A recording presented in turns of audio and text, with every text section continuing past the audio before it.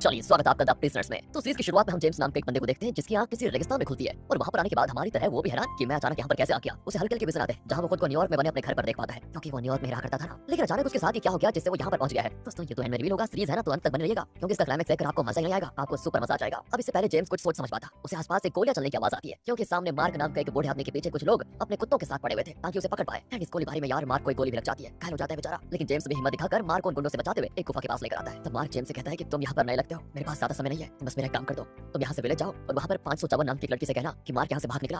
Please ये मत कहना कि मैं मर गया वरना उसकी उम्मीद खत्म हो जाएगी। एंड इतना कहकर दोस्तों वो आदमी अपना दम तोड़ देता है। एंड दोस्तों जेम्स जहाँ पर आया है उस जगह का नाम विलेज है और यहाँ पर लोगों के नाम नंबर्स में होते हैं, इसीलिए मार्क ने जेम्स को 554 नंबर की लड़की से मिलने के लिए कहा। लेकिन दोस्तों नंबर में आपको कंफ्यूजन हो सकती है तो इस लड़की को चलो एक नाम देते हैं मैरी। कैसा रहेगा? बढ़िया है ना। चलिए तो अब जेम्स पहले मार्क का वहीं पर क्रियाक्रम करता है, उसको वहाँ पर दफनाने के बाद विलेज के अंदर जाता है जो कि एक छोटा सा शहर है। अब वहाँ के बाद वो एक टैक्सी में सवार होकर मैक्स नाम के ड्राइवर से कहता है मुझे रेलवे स्टेशन ले चलो प्लीज। मैक्स कहता है कि साहब कौन से स्टेशन की बात कर रहे हो, यहाँ पर कोई स्टेशन नहीं है, मैं तो लोकल ड्राइविंग नहीं करता। दोस्तों ये सुनकर तो जेम्स की हालत खराब, वो पूरी तरह हैरान हो जाता है कि आखिर ये मेरे साथ हो क्या रहा है। फिर वो उसकी टैक्सी से उतरकर एक क्लब में आता है ताकि पता लगा सके कि जगह कौन सी है और यहाँ पर कोई रेलवे स्टेशन है या नहीं, और नहीं है तो क्यों नहीं है। लेकिन तभी से वहाँ वो गुंडे और उनके कुत्तों के भौंकने की आवाज आ जाती है दोस्तों। इसलिए जेम्स डर के मारे तुरंत वहाँ से भाग जाता है कि कहीं मार की तरह ये गुंडे मुझे भी ना मार दे। वो छुपते छुपाते तुरंत मैक्स की टैक्सी में आकर बैठ जाता है और उसे कहता है कि यहाँ कोई मैरी है, मुझे उसके पास चलना है। मैरी दोस्तों पता है ना 554 नंबर। इसलिए दोस्तों मैक्स जेम्स को मैरी के पास छोड़ देता है जो कि एक वेट्रेस होती है। तब जेम्स उसे बताता है कि देखो वो मार्क था ना, वो यहाँ से बाहर निकला है। मैरी समझ जाती है कि जेम्स किसकी बात कर रहा है, मतलब किस मार्क की बात कर रहा है। वो कहती है देखो मार्क पागल आदमी है, उसकी बातों में कभी मत आना और कभी दोबारा मुझसे मिलने की कोशिश भी मत करना, वरना मुझे नहीं पता पर तुम्हारी वजह से मैं फंस जाऊंगी। तभी दोस्तों वहाँ पर फिर से वही गुंडे आ जाते हैं, इसलिए जेम्स तुरंत ही रेस्टोरेंट की छत पर आकर छुप जाता है। लेकिन तभी वहाँ पर एक बूढ़ा आदमी आता है जिसने व्हाइट कलर का सूट पहन रखा था, उसके हाथ में दोस्तों ग्रेनेड भी होता है। असल में दोस्तों ये बूढ़ा आदमी इस पूरे विलेज का चीफ है, यही पूरे विलेज को चलाता भी है। और यहाँ पर चीफ जेम्स को 6 कहकर पुकारता है क्योंकि विलेज के अंदर जेम्स का नाम दोस्तों 6 है। और ये सुनकर जेम्स को फिर से न्यूयॉर्क के विजन्स आ जाते हैं जिससे वो तुरंत बेहोश। अगले दिन की बात है, जेम्स की आंख हॉस्पिटल में खुलती है जहाँ सारा नाम की डॉक्टर उसका इलाज करती है। इलाज हो जाने के बाद जेम्स को चीफ के पास ले जाया जाता है जहाँ जेम्स उससे कहता है कि आखिर तुम हो कौन और मुझे यहाँ पर क्यों लाया गया है। देखो मेरी तुमसे कोई दुश्मनी नहीं है, मैं तो न्यूयॉर्क शहर का एक निवासी हूँ बस, और अपने घर जाना चाहता हूँ। जिस पर चीफ चौंकते हुए कहता है कि न्यूयॉर्क ये कौन सी जगह है, मैंने तो कभी इस जगह का नाम नहीं सुना और तुम तो ऐसे बिहेव कर रहे हो जैसे कि पहली बार यहाँ पर आए हो। दोस्तों यहाँ चीफ जेम्स को उसकी आईडी भी देता है जो कि इसी विलेज की थी, यानी कि जेम्स भी इसी विलेज का एक मेंबर है। ये इस आईडी से साबित हो जाता है। लेकिन जेम्स तो पूरी तरह हैरान है कि मैं यहाँ का निवासी कैसे हो सकता हूँ। लेकिन दोस्तों उसे चीफ की बात पर यकीन ही नहीं होता, उसे ये सब कुछ फेक लग रहा था। सोचता है कि कहीं चीफ मुझे बेवकूफ बनाने की कोशिश तो नहीं कर रहा। अब दोस्तों जेम्स को उसके घर भेज दिया जाता है जो कि न्यूयॉर्क में नहीं बल्कि एक विलेज वाला घर होता है। वो घर उसे बिल्कुल उसके न्यूयॉर्क वाले घर जैसा ही लग रहा था। इसके बाद जेम्स विलेज को एक्सप्लोर करने निकल जाता है ताकि यहाँ के बारे में और अच्छे से जान पाए। तभी उसे शहर से दूर 2 बहुत ही बड़े टावर दिखाई देते हैं। अब उसको देखकर जेम्स को लगता है कि शायद टावर तक अगर मैं पहुंच गया तो यहाँ से बाहर निकलने का रास्ता मिल जाएगा। इसलिए दोस्तों वो मैक्स के टैक्सी चुराकर टावर के पीछे चला जाता है।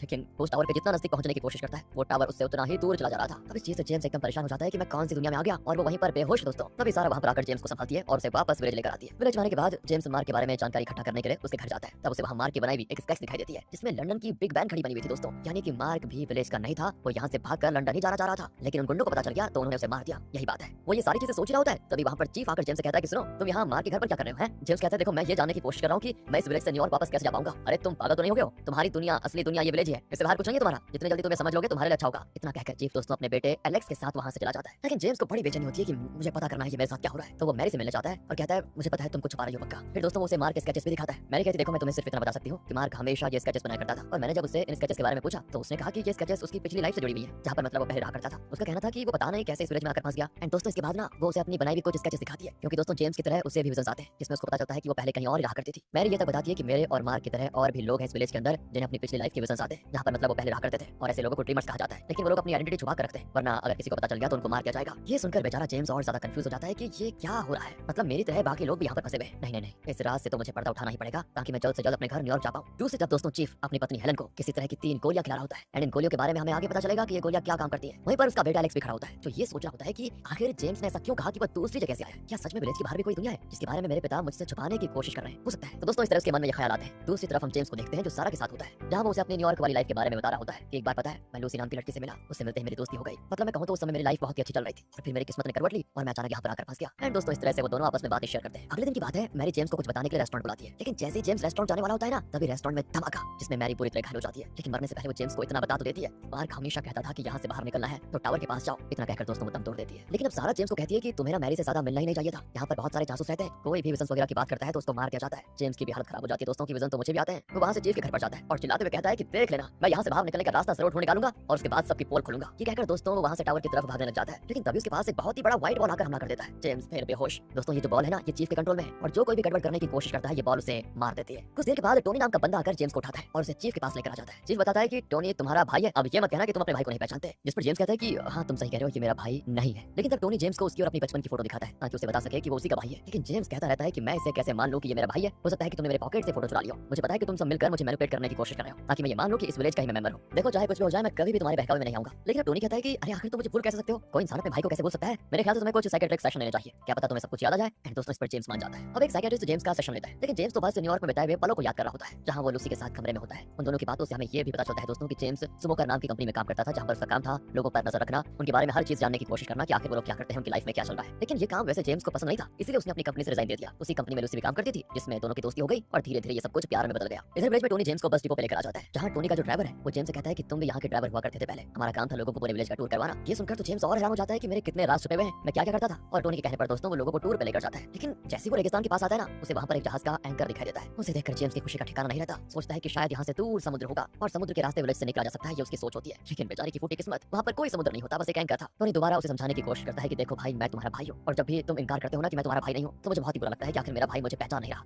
इसलिए प्लीज याद करने की कोशिश करो और मुझे पहचानो मैं कौन हूँ। लेकिन दोस्तों तब भी जेम्स को कुछ याद ही नहीं आता। अब अगले दिन की बात है, जो चीफ है ना अपना, वो जेम्स के पास में आता है और वहां के बाद वो टोनी को कार्ड देते हुए कहता है बधाई हो, इस साल फ्री रिजॉर्ट जाने का टिकट तुम्हें और तुम्हारी फैमिली को मिलता है, तुम लोग आराम से फ्री में रिजॉर्ट में घूम पाओगे। ये सुनकर टोनी भी खुश हो जाता है। अब रात को एलेक्स चीफ से अपने बचपन के बारे में पूछने की कोशिश करता है कि आखिर मैं बचपन में कैसा था, क्योंकि मुझे अपने बारे में कुछ भी याद नहीं है। ऐसा लगता है जैसे मेरी यादें मिटा दी गई हूँ। ये सुनकर चीफ अपने बेटे को समझाते हुए कहता है कि देखो मेरे बच्चे, यादें कभी कभी धुंधली हो जाती है, इसका मतलब ये नहीं कि तुम उन बातों को झुठला दो। मुझे तुम्हारी बातों से ऐसा लग रहा है कि तुम जेम्स की बातों में आकर हम पर शक कर रहे हो और ये सोच रहे हो कि तुम यहाँ के नहीं हो बल्कि कहीं और के हो और तुम्हें यहाँ पर लाया गया है। लेकिन ऐसा नहीं है बेटा, तुम मेरे बच्चे हो और इस पर कभी शक मत करना। अब अगले सीन में दोस्तों जेम्स सारा को एक जगह पे लेकर जाता है। वहां के बाद उसे कहता है कि पता नहीं मुझे ऐसा क्यों लगता है कि इस जगह से मेरी पुरानी यादें जुड़ी हुई है। लेकिन ऐसा कैसे हो सकता है, मैं तो यहाँ पर पहली बार आया हूँ। यहाँ से वो अपने बचपन को याद करने की कोशिश करता है जिससे उसे पता चलता है कि उसने इस जगह पर एक डब्बा छुपाया था। जेम्स के ढूंढने पर से वो डब्बा भी मिल जाता है जिसमें लिखा था मैं जेम्स हूँ 6 साल का, मेरा घर विलेज है और मुझे इस जगह से बहुत ज्यादा प्यार है। ये पढ़कर दोस्तों जेम्स और हैरान हो जाता है कि नहीं यार ऐसे कैसे हो सकता है, पक्का ये चीफ मेरे दिमाग के साथ खेल रहा है। वो मुझे यकीन दिलाना चाह रहा है कि मैं इसी विलेज का हूँ और ऐसे उसने बाकियों को भी यकीन दिलाया होगा, इसलिए उन्होंने इस बात को मान लिया और जो नहीं मान रहे वो उन्हें मेरी तरह ड्रीमर कहकर मरवा देता है। पर सारा कहती है मेरे ख्याल से ये बस तुम्हारा एक वहम है, तुम कुछ ज्यादा ही सोच रहे हो लगता है, जबकि कुछ ऐसा हुआ ही नहीं है, तुम यहीं के हो और तुम्हारा बचपन भी यहीं पर गुजरा है। पर दोस्तों आपको क्या लगता है, असल में जेम्स विलेज का ही है या फिर उसे कहीं और से लाया गया है? अपनी राय बता दीजिए कमेंट्स में। पता है नहीं बताया आप लोगों ने, कोई बात नहीं। अगले सीन में टीना नाम की लड़की जेम्स आकर कहती है मैंने टूर के दौरान कई बार समुद्र की आवाज सुनी, मुझे लगा कि तुम मेरी बातों पर भरोसा कर लोगे इसलिए मैं तुम्हें बता रही हूँ। रेगिस्तान के आगे पता है एक समुद्र है। ये सुनकर जेम्स भी हैरान हो जाता है क्या ये सच में है? लेकिन जब वो टीना के साथ जाता है तो वहाँ पर कोई समुद्र नहीं होता और कुछ देर के बाद यहाँ टोनी और बाकी रिजॉर्ट के लिए निकल जाते हैं जहाँ बस जेम्स ला रहा होता है। पर जैसे वो टावर्स को देखता है ना, वो बस उसी ओर मोड़ देता है दोस्तों ताकि टावर तक पहुंच पाए। लेकिन कोई फायदा नहीं होता, वो दोबारा उसी एंकर के पास घूम फिर कर आ जाता है। टोनी उसे समझाते हुए कहता है कि भाई मैं कितनी बार तुम्हें समझाऊं कि दूसरी लाइफ कुछ नहीं है, ये सब बस तुम्हारे दिमाग का खेल है जो तुम्हें खिला रहा है। अरे मैं तुम्हारा भाई हूँ यार, यही सच्चाई है। एंड दोस्तों ये सुनकर यहाँ जेम्स को भी थोड़ा थोड़ा यकीन हो जाता है कि शायद टोनी सही कह रहा है। लेकिन जैसे वो सभी रिजॉर्ट आते हैं, टोनी मौका देखकर जेम्स से कहता है कि देखो तुम सच कह रहे हो, मैं तुम्हारा भाई नहीं हूँ। मुझे चीफ ने धमकाया था एक्टिंग करने के लिए कि मैं तुम्हारे भाई की एक्टिंग करूँ। एक्चुअली चीफ विलेज के हर मेंबर पे नजर रखता है, इसलिए मैं तुम्हें यहाँ सच्चाई बता रहा हूँ। मुझे भी विजन आते हैं दूसरी लाइफ के, मुझे तो लगता है कि तुम ही मुझे इस विलेज से बाहर निकाल सकते हो, इसलिए मैं तुम्हें सब बता रहा हूँ। बस दोस्तों ये सुनकर जेम्स को यकीन हो जाता है कि विलेज के अंदर सभी लोगों को यहाँ लाया गया है, ना कि वो लोग यहीं गए। इसके बाद टोनी, जेम्स और टीना तीनों दोबारा समुद्र ढूंढने निकल जाते हैं जहाँ उन्हें वो समुद्र मिल भी जाता है। दोस्तों उसको देखकर तो क्या बताऊं, तीनों की खुशी का ठिकाना नहीं रहता। लेकिन जैसे टोनी समुद्र में आता है, व्हाइट बॉल उस पर हमला करके उसकी जान ले लेता है। दोस्तों ये देखकर जेम्स को बहुत बुरा लगता है कि उसके दोस्त की मृत्यु हो गई, क्योंकि पता है आपको इसी तरह से बचपन में उसका भाई डूब कर मर गया था। अगले सीन में विलियम नाम का अंडरकवर जासूस जेम्स को चीफ के पास लेकर आता है जहाँ चीफ जेम्स से कहता है कि देखो मेरे पास तुम्हारे लिए काम है बहुत ही बढ़िया काम। जहाँ तक मुझे पता चला है तुम ऐसे लोगों को ढूंढ रहे हो जिन्हें विजन आते हैं, तो मैं यही काम तुम्हें देना चाहता हूँ। तुम्हें विलियम के साथ रहकर ऐसे लोगों पर नजर रखनी है जिन्हें विजन आते हैं। उनका सारा डेटा लाकर मुझे देना है कि उनके विजन कैसे आते हैं और वो किस तरह के काम कर रहे हैं। तुम्हें किस पर नजर रखनी है उसके बारे में मैं तुम्हें बताऊंगा। दोस्तों इस पर जेम्स मान जाता है कि ऐसे लोगों को तो मैं खुद ही ढूंढना चाहता था, लेकिन कहीं ऐसा तो नहीं कि इसके पीछे चीफ की कोई चाल हो। पर अभी वो इस पर ज्यादा ध्यान नहीं देता दोस्तों। इसके बाद वो एक हिस्ट्री टीचर पर नजर रखना शुरू कर देता है, क्योंकि चीफ के हिसाब से वो एक ड्रीमर है। तो अब जेम्स भाई साहब उसी स्कूल का एक टीचर बनते हुए हिस्ट्री टीचर से बात करने की कोशिश करता है ताकि पता कर पाए कि सच में वो ड्रीमर है या नहीं। लेकिन वो टीचर उसे कुछ भी नहीं बताता कि उसे कभी विजन आए। इसके बाद जेम्स बच्चों की क्लास लेना चला जाता है। वहाँ आकर उसे पता चलता है कि यहाँ के सारे बच्चों ने अपना अलग ही डिवाइस बना के रखा हुआ है जिसकी मदद से वो लोगों पर नजर रखते हैं। ये देखकर जेम्स अभी से कहता है तो ठीक है, जब तुम लोगों का दिमाग इतना ही चलता है तो मैं तुम्हें एक नया टास्क देता हूँ। तुम्हें पता करना है कि आखिर विलेज में हो क्या रहा है। सब चीजों की जानकारी लाकर मुझे देनी है, जिन पर भी शक हो उस पर नजर रखनी है। दोस्तों बच्चों को क्या चाहिए था, टीचर ने बोल दिया तो सभी मान जाते हैं। दूसरी ओर दोस्तों चीफ अपनी पत्नी हेलन को दूसरी कोई गोली खिलाता है जिससे वो होश में आ जाती है। एंड होश में आने के बाद वो दोनों एक साथ थोड़ा टाइम स्पेंड करते हैं। एंड उसके बाद वो फिर से बेहोश हो जाती है, पता नहीं क्या चक्कर है। ये हेलन के साथ क्या हो रहा है वो तो आगे पता चल जाएगा दोस्तों, बस आप थोड़ा पेशेंस रखिएगा। दूसरी तरफ जेम्स को विलियम की डायरी मिलती है जिसमें उसने अपने सस्पेक्ट की फोटो और उनके नाम लिखे हुए थे जिन पर नजर रखने के लिए चीफ ने उसे कहा था। एंड उस डायरी से उसे पता चलता है कि विलियम का सस्पेक्ट कोई और नहीं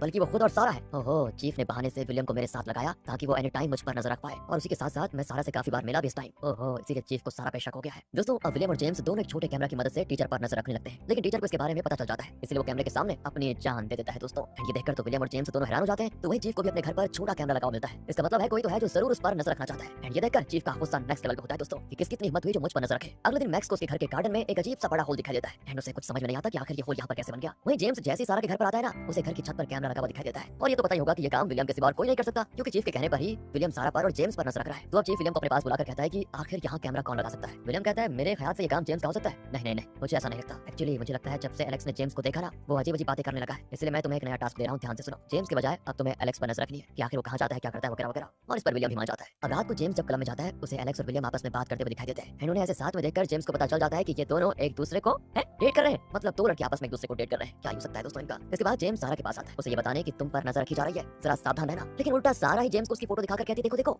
इस फोटो से साफ पता चल रहा है कि मुझ पर नजर कोई और नहीं बल्कि तुम ही रख रहे हो। क्या है ये, क्योंकि वो तुम ही हो जिसने मेरे घर की छत पर कैमरा लगाया था। तुम करना क्या चाहते हो। दोस्तों वो गुस्सा होकर चली जाती है। ये एक मिनट रुकिए जरा, लगता है दोस्तों किसी ने जेम्स की गलत टाइम पे फोटो खींच ली थी। जब बस वो चेक करने आया था कि सारा के ऊपर कोई नजर रख रहा है या नहीं, और वही फोटोज जिसने बिक्री करी थी उसने सारा को दे दी। पक्का ये काम विलियम का हो सकता है, क्योंकि वो दोनों पर नजर रख रहा था। तो इधर विलियम एलेक्स को बताता है कि तुम्हें पता है चीफ को हम पर शक हो रहा है, इसलिए मुझे नहीं लगता कि हमें अब और ज्यादा मिलना चाहिए, वरना पता नहीं आगे चलकर हम दोनों को खतरा भी हो सकता है। एलेक्स की यहाँ पर घबराहट बढ़ जाती है दोस्तों। वो विलियम को मारकर उसकी जान ले लेता है दोस्तों, ताकि उसके पिता को उसके बारे में पता ही ना चले। एंड वहीं जेम्स जैसे सारा को समझाने उसके घर जाता है तो उसे पता चलता है कि चीफ के गुंडे सारा को उठाकर लेकर गए। जेम्स यहाँ से तुरंत एलेक्स के पास जाता है, उससे पूछता है कि देखो देखो मुझे सारा को बचाना है, मुझे बताओ कि वो अभी कहाँ पर होगी और मैं कैसे उसे बचा सकता हूँ। अगर हाँ तुमने नहीं बताया तो याद रखना मैं तुम्हारे और विलियम के बारे में तुम्हारे पिता को बता दूंगा। यहाँ पर दोस्तों एलेक्स घबरा जाता है और कहता है देखो जिन पर भी मेरे पिता को शक होता है ना वो उन्हें टनल में भेज देते हैं। टनल एक ऐसी जगह है जहाँ पर ज्यादातर ड्रीमर्स को रखा जाता है और उनकी वहाँ पर जान ली जाती है। मैं तुम्हें ड्रीमर बनाकर वहाँ लेके जाऊंगा और फिर तुम उसे बचा लेना। दोस्तों अब आप सोच रहे होंगे कि जब चीफ को पता है कि जेम्स एक ड्रीमर है तो फिर वो उसे कुछ क्यों नहीं करता और बाकी ड्रीमर की जान लेने पर वो दारू हो जाता है, ऐसा क्यों, आगे पता चलेगा बस। तो अब जेम्स भी एक ड्रीमर बनकर टनल में चला जाता है जहाँ उसे उसकी एक स्टूडेंट दिखाई देती है और यही वो स्टूडेंट थी दोस्तों जिसने सीधे चीफ पर ही नजर रखना शुरू कर दिया था। तो जैसे चीफ को पता चला ना कि ये स्टूडेंट उस पर नजर रख रही है उसने उसे भी टनल में भेज दिया। तब वो स्टूडेंट जेम्स को सारा के पास लेकर जाती है एंड तभी वहाँ वही व्हाइट बॉल सभी को मारने पहुंच जाता है दोस्तों। लेकिन इससे पहले कि वो बॉल उन्हें मार पाता वो तीनों वहाँ से बचकर निकल जाते हैं। चलो बच गए। अगले सीन में जेम्स को एक मैरिज ब्यूरो का इनविटेशन कार्ड मिलता है जहाँ लोगों की शादी करवाई जाती है। सारा के कहने पर जेम्स वहाँ जाने के लिए मान जाता है दोस्तों और वहाँ पर आकर उसे पता चलता है कि मैरिज ब्यूरो ने एक लड़की को उसके लिए सिलेक्ट किया है और वो लड़की कोई और नहीं, क्या बात कर रहा हूँ मैं, लूसी होती है दोस्तों। वो लूसी, वही लूसी जिसके साथ जेम्स न्यूयॉर्क में टाइम स्पेंड कर रहा था, जो उसके सपने में आ रही थी, मतलब जो उसके विजन में दिख रही थी। ये देखकर जेम्स एकदम हैरान हो जाता है कि हाउ इज इट पॉसिबल। लेकिन लूसी जो थी उसकी आंखें नहीं होती है, वो एक अंधी लड़की है जिसे खुद भी नहीं पता कि वो कभी न्यूयॉर्क में रहा करती थी या नहीं। जेम्स कहता है ऐसा लग रहा है कि मेरी तरह लूसी को भी विलेज के अंदर लाया गया और यहाँ के बाद उसे यकीन दिलाया गया कि वो यहीं की है, इसलिए लूसी मान गई और अब खुद को यहाँ की निवासी मानती है, यही लगता है मुझे। दूसरी तरफ दोस्तों चीफ सारा के पास आकर कहता है देखो मुझे पता है तुम जेम्स को पसंद करती हो, अगर तुम जेम्स को जिंदा देखना चाहती हो तो तुम्हें मेरा एक काम करना होगा और इस काम के बदले मैं तुम्हें और जेम्स दोनों को जिंदा छोड़ दूंगा। सारा भी मान जाती है दोस्तों। यहाँ जेम्स लूसी को अपने घर पर लेकर आता है और उसे याद दिलाने की कोशिश करता है कि सुनो तुम्हें पता है हम दोनों एक बार न्यूयॉर्क में मिल चुके हैं। लूसी को कुछ याद नहीं होता यार। यहाँ से दोस्तों अगले सीन में दिखाते हैं कि एलेक्स वो 3 गोली को लेकर सारा के पास आता है और उससे कहता है प्लीज मुझे बताओ कि आखिर ये दवा क्या करती है। सारा कहती है ठीक है मुझे थोड़ा समय दो मैं तुम्हें बता दूंगी। अगले सीन में दोस्तों मैक्स के घर के बाहर जो अजीब और बड़ा सा गड्ढा बन गया था ना उसकी खबर वो ऑफिशियल्स को दे देता है ताकि वो लोग यहाँ पर आकर जल्दी से जल्दी इसका कोई इंतजाम करे। लेकिन दुर्भाग्य से जब तक कोई ऑफिशियल वहाँ पर पहुंचता उससे पहले मैक्स की बेटी साइकिल से खेलते हुए उस गड्ढे में गिर जाती है, जिसे चाहकर भी मैक्स बचा नहीं पाता क्योंकि वो गड्ढा बहुत ही ज्यादा गहरा था। और मैक्स की पत्नी तो उसे दोष देती है कि अगर गार्डन का गेट तुमने बंद किया होता तो आज ये नौबत नहीं आती। बेचारे मैक्स का एकदम दिल टूट जाता है। कुछ देर के बाद दोस्तों चीफ के कहने पर सारा जेम्स और लूसी के अंदर किसी तरह का इंजेक्शन लगा देती है।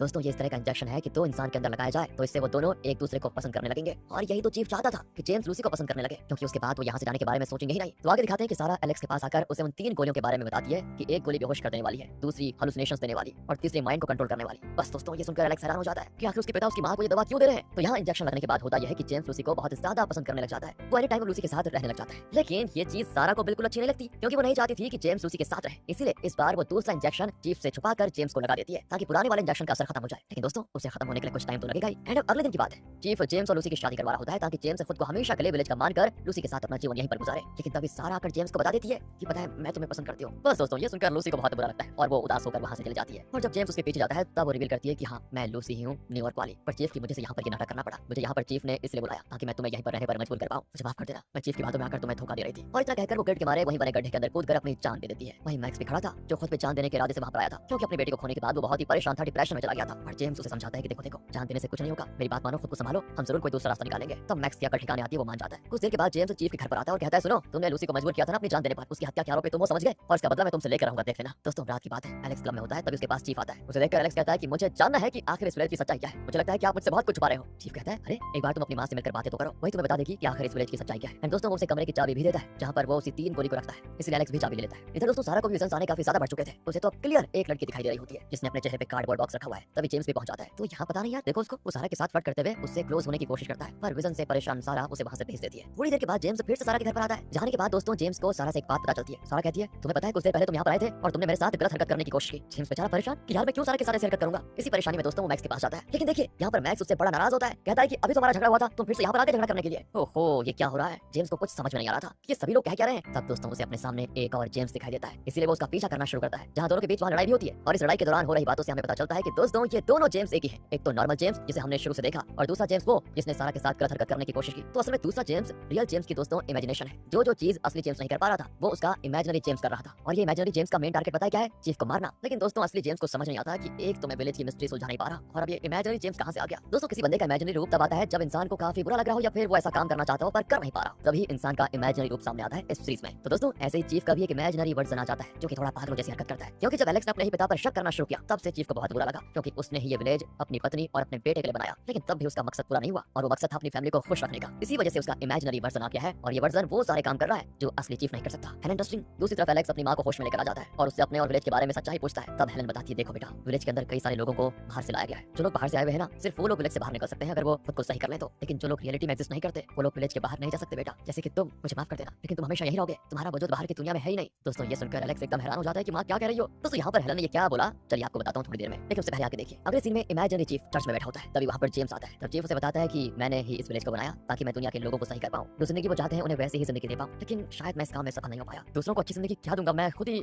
मेरी जिंदगी खुद ही ठीक नहीं है और अब तुम चाहो तो मुझे मार सकते हो, क्योंकि इंसान की फितरत ही यही है। हर इंसान के अंदर कोई ना कोई जानवर छुपा होता है। लेकिन दोस्तों तब इमेजिनरी जेम्स ये सुनते ही चीफ को मारने की कोशिश करता है। लेकिन असली जेम्स वहाँ पर आकर इमेजिनरी को रोक लेता है। वो उसे कहता है कि मुझे पता है तुम मेरे दिमाग के बनाए हुए एक रूप हो। जो चीज मैं करना चाहता हूँ लेकिन कर नहीं सकता वो तुम कर रहे हो। लेकिन मेरी बात सुनो, हम इस तरह से चीफ को नहीं हरा सकते। हमें एक होकर काम करना पड़ेगा, तभी जाकर हम चीफ को हरा पाएंगे और उसके बाद इस विलेज से बाहर निकल पाएंगे। यही एक रास्ता है। तब दोस्तों ये सुनकर इमेजिनरी जेम्स गायब हो जाता है और वो दोनों अब एक हो जाते हैं। उसी के साथ साथ चीफ का भी इमेजिनरी वर्जन गायब हो जाता है, क्योंकि उसने अपने इमोशंस पे काबू पा लिया था। एक्चुअली ये इमेजिनरी वर्जन सिर्फ दिमाग के इमोशंस होते हैं दोस्तों, जो चीफ और जेम्स को दिखाई दे रहे थे। अगर वो अपने इमोशंस पे काबू पा लें तो उनके इमेजिनरी वर्जन्स गायब हो जाएंगे, जैसे कि अभी उनके साथ हुआ, क्योंकि उन्होंने अपने इमोशंस पे कंट्रोल कर लिया। दोस्तों आपको ये कंफ्यूज नहीं कर रही सारी चीजें? कोई बात नहीं, बने रहिए, बस आपको सब समझ में आने वाला है। अब हम न्यूयॉर्क का सीन देखते हैं दोस्तों। असल में न्यूयॉर्क वाला सीन ही रियलिटी है और ये पूरा विलेज बस लोगों के दिमाग का रचा हुआ खेल है। लेकिन ऐसे कैसे, अभी आपको पता चलने वाला है। तो न्यूयॉर्क में जेम्स कंट्रोल रूम में आता है। वहां आने के बाद उसे काफी सारे कंप्यूटर दिखाई देते हैं, जिन सभी के ऊपर उन्हीं लोगों की वीडियो चल रही थी जो लोग अभी विलेज के अंदर मौजूद हैं दोस्तों। अब उन सभी को देखकर जेम्स को पता चलता है कि ये तो वही लोग हैं जिनके ऊपर मैं सुमो कोर के अंदर नजर रखा करता था। इसका मतलब विलेज के अंदर जो भी एक्सपेरिमेंट हो रहा है उस एक्सपेरिमेंट के लिए लोगों को मैंने चुना था। दोस्तों इन सब चीजों से जेम्स बहुत ज्यादा कंफ्यूज हो जाता है कि आखिर मेरे साथ ये क्या हो रहा है। दरअसल दोस्तों जेम्स एक ही समय में दो टाइमलाइन को जी रहा है, एक है विलेज वाली,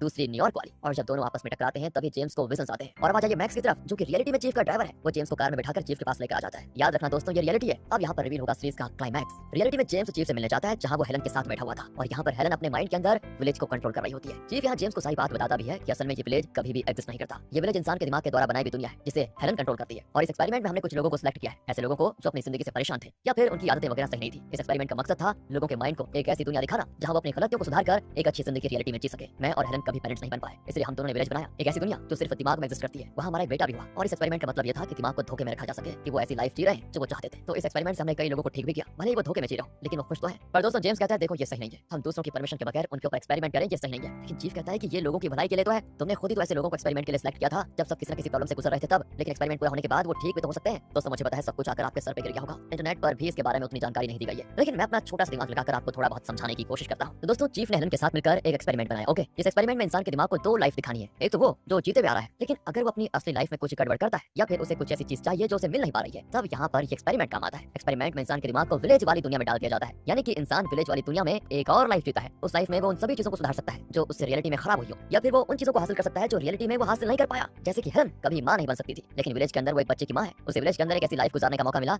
जो वो रियलिटी में नहीं चाहती थी। यानी कि दोस्तों हेलन ने जो एलेक्स से कहा कि तुम विलेज से कभी बाहर नहीं जा सकते, वो इसीलिए क्योंकि एलेक्स तो रियलिटी में एग्जिस्ट करता ही नहीं। तो बस दोस्तों ये हेलन और चीफ के दिमाग का खेल था। लेकिन विलेज वाली लाइफ को भी चीफ और हेलन ठीक तरह से संभाल नहीं पाए, क्योंकि वो चाहते थे कि उनका एक अच्छा परिवार हो और वहां से खुशी रहे। लेकिन जैसे एलेक्स को सच्चाई पता लगी वो अपने माता पिता से ही नफरत करने लग गया। इसीलिए विलेज में चीफ का इमेजिनरी वर्जन आया था दोस्तों, जो कि काफी ज्यादा परेशान था, क्योंकि वो उस लाइफ को विलेज में भी जी नहीं सका जो वो चाहता था। इस तरह से बाकी सारे लोग जो विलेज के अंदर मौजूद थे उन सब ने रियलिटी में कुछ ऐसा किया है जिसका उन्हें पछतावा है। ऐसे लोगों को जेम्स ने सिलेक्ट करके एक्सपेरिमेंट में भेजा ताकि विलेज के अंदर वो एक ऐसी दुनिया गुजार पाए जो वो चाहते हैं। लेकिन जरूरी नहीं कि उन्हें वो जिंदगी मिल जाए, जैसा कि चीफ के साथ हुआ, जैसा कि मैक्स के साथ हुआ। उसकी बेटी देखो रियलिटी में मर गई थी, उस विलेज वाली लाइफ में उसे एक और मौका मिला अपनी बेटी को बचाने का, लेकिन वो उसे बचा नहीं पाया। उम्मीद है दोस्तों आपको विलेज का ये कॉन्सेप्ट समझ में आ गया होगा। अब विलेज के अंदर एलेक्स को जब अपनी सच्चाई पता चली कि उसका एक्जिस्टेंस तो सिर्फ विलेज के अंदर ही है, तो वो गुस्से में अपनी मां को ही मार देता है और उसे मारने के बाद वो खुद की भी जान ले लेता है। ये देखकर अब चीफ एकदम उदास कि वो विलेज के अंदर ऐसी लाइफ तो बिल्कुल भी नहीं चाहता था। इसी तरह से जैसे ही हेलन मरती है ना दोस्तों, उसके मरते ही विलेज के अंदर और गड्ढे बनने शुरू हो जाते हैं, क्योंकि विलेज को हेलन और चीफ ही चला रहे थे। अगर वो उसे ठीक तरह से नहीं चला पाएंगे तो विलेज तो खत्म हो जाएगा। इसीलिए चीफ मैक्स के पास आकर कहता है देखो मैंने डिसाइड किया है कि मैं विलेज की जिम्मेदारी जेम्स को सौंप दूंगा, क्योंकि उससे बेहतर इस विलेज को और यहाँ के लोगों को कोई नहीं संभाल सकता। क्योंकि मुझे नहीं लगता कि मेरे बेटे और पत्नी के मरने के बाद मैं और ज्यादा टाइम तक जिंदा रह पाऊंगा इस विलेज में। तो बस मेरा साथ देना उस टाइम जब मैं अनाउंस कर रहा हूँ कि आज से विलेज का अगला चीफ जेम्स है। तो दोस्तों मैक्स भी मान जाता है। वही विलेज में जेम्स की हालत बहुत ही खराब होती है, क्योंकि रियलिटी में जेम्स विलेज को सही नहीं मानता है। उसके ख्याल से लोगों के दिमाग से खेलना बिल्कुल भी सही नहीं है। अगर वो विलेज को सही मानते हुए एक्सेप्ट कर लेना तो उसकी हालत विलेज में बिल्कुल सही होने लग जाएगी। और चीफ हमेशा से यही चाहता था कि जेम्स एक्सेप्ट कर ले कि वो विलेज का ही मेंबर है, क्योंकि चीफ को पता था कि उसका फैमिली को लेकर चलने का प्लान